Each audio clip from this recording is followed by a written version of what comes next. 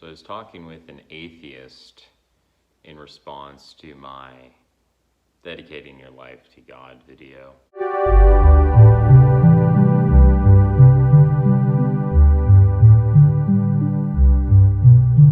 One of the things he said is that my idea of God may not line up with a mainstream definition of God, and that therefore I was an atheist and a nihilist. And I was thinking of trying to respond to that. My first instinct is to say that I think that we have to use words in a way that is conscious of their colloquial meaning. But I also think that we need to have an active and generative perspective with regards to semantics. I think we have to not be tied down to words. I love the biblical phrase or admonition to let the dead bury the dead. I don't think we should tie ourselves to words which are dead, dying, decaying, enervated, and I don't think we should attempt to resurrect these words.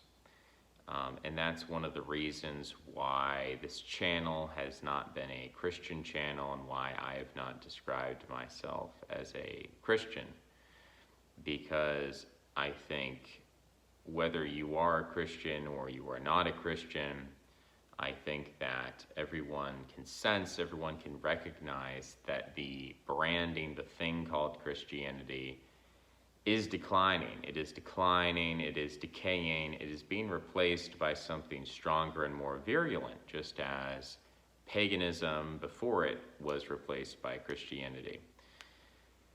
And I think when we recognize that the moral thing is not to tie yourself to the dead, it's not to spend, your time mourning the dead, but it's to move on and to move forward and to say that there's a fundamental truth and that Christianity has been a part of seeking that fundamental truth.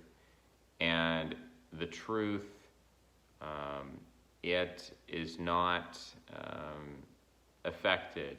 It is not, the truth does not die, life does not die with the death of a man. Life goes on, the truth goes on.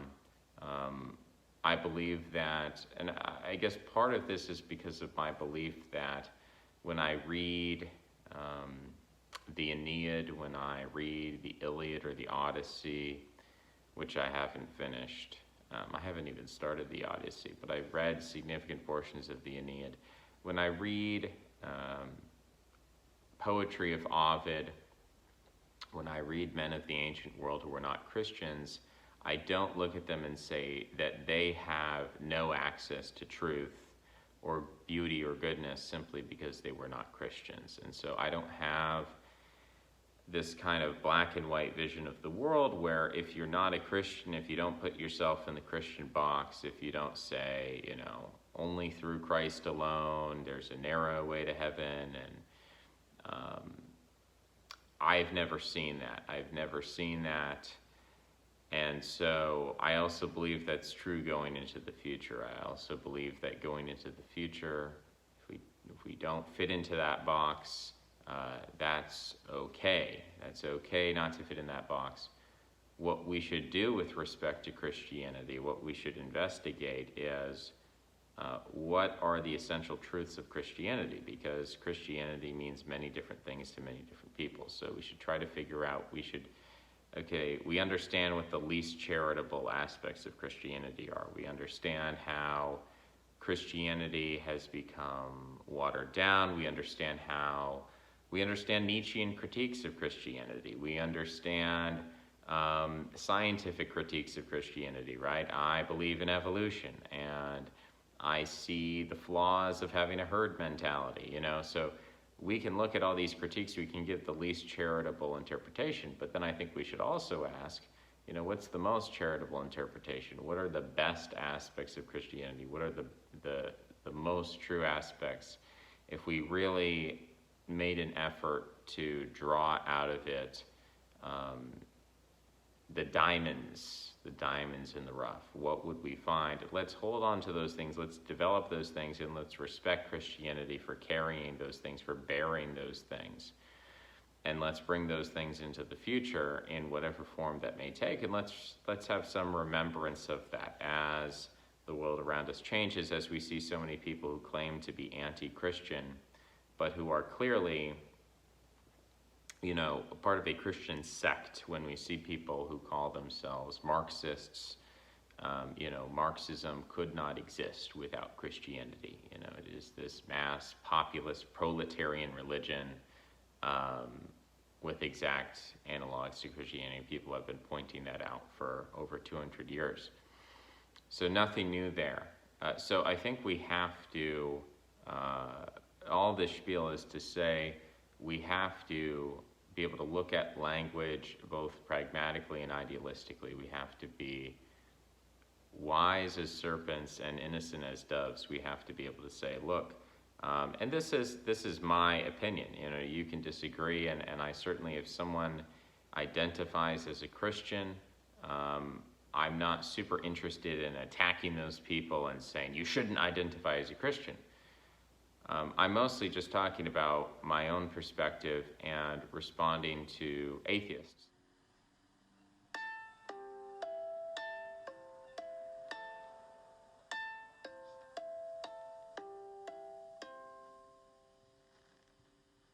Part of the reason I have this perspective is because I was an atheist, and I believe that those are the people who need to be impacted and reached. I think if you identify as a Christian, you're a family man, you have a wife, you have kids, and you have a job, and you have a community, and that's your life, I'm not really interested in shaking up your life. I'm not interested in telling you to divorce your wife, abandon your children, abandon your religion, and go off and do some crazy new thing. I'm not really interested in that. But if, on the other hand, if you're someone who doesn't have the wife, doesn't have the kids, doesn't have the religion, doesn't have the community, you have nothing really going on, you're depressed, you're very much concerned with what other people think of you, you're kind of a neurotic mess, you're anxious, you're fearful, you have all these things, I say, okay, do you want to continue to live that way? Most people are going to say no, but they're going to say, there's nothing I can do. I'm stuck this way. It's because of my childhood. It's because of my parents. It's because of my biochemistry, my psychology, my genetics. It's impossible to get over. Maybe I can go to therapy. Maybe I can take some antidepressants, some pills or drugs. And what I look at that person is I say, are you willing to sacrifice everything in order to completely change your life? And if you say no, then I suppose you are going to continue on that path. If you're not willing, if you're living the life that I've described, not everybody is. This is a small segment of people. This is a small segment of my audience. And I hope that it shrinks. I hope that I'm talking to an ever-shrinking audience, to ultimately one person. If I can find one person with a problem, I want to address that person's problems rather than the 99 people who don't have the problems, right? I want to be a doctor. I want to minister to the sick, not to the healthy. And I want to say, if you have a life that you want to change, would you be willing to sacrifice everything, even your beliefs, even fundamental axiomatic beliefs that you have about yourself, about the world, about the nature of truth? Or is it more important that you be right and be miserable? Would you rather be correct, epistemologically correct, but live this depressed, miserable lifestyle? If the answer is yes, you'll continue to be depressed and miserable. That's my belief. That's my belief, and I've experienced that in my own life.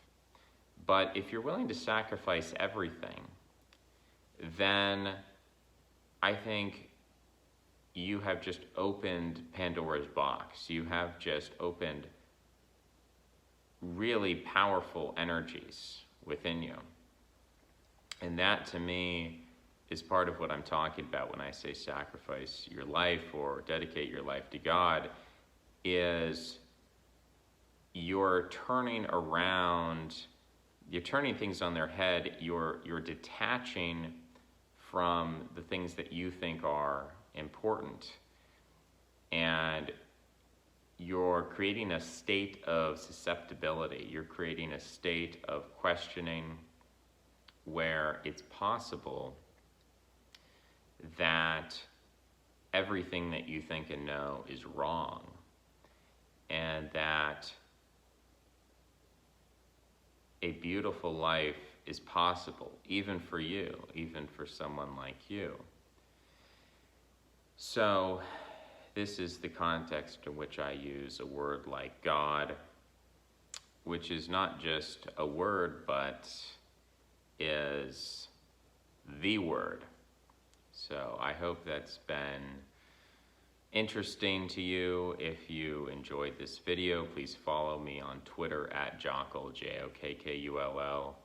Please follow me and create a post on Twitter, mention me, so that it shows up in my mentions. If you don't do that, we won't have a conversation. But I want to have a conversation. I want to video chat with people. I want to bring people into a community. I want to connect people. And I want to bring out people's inner potential, because I think there is an excruciating number of talented people who watch my videos already for years and years and years, never speak up, never contact me, who have amazing gifts to share with the world, who are uninspired and unmotivated. And what they need is a catalyst. What they need is an audience. What they need is just one person who's willing to listen and to recognize that talent, to bring it out of them. And what I would ask you, in considering this concept of submitting to God, is that rather than live in the comfortable, familiar environment where you're worthless, mediocre, average, and you can't change anybody's life, is that you open yourself to the possibility that by your actions, by your words, you can make the difference between life and death. For someone else who you could come to know, who you could have a relationship with, who you could come to love, that person is waiting for you to do something. That person is waiting for you to act. It's not necessarily me. Maybe it could be me. Maybe you can be part of my life in that way, but it doesn't have to be me. I could disappear tomorrow, and I could die knowing that I've connected a couple of people together who will form a relationship, a friendship, and the beginnings of communities that makes me feel that I'm doing my job. So if you want to do your job, let's help each other out. Thanks for listening, and I'll see you next time. Bye-bye.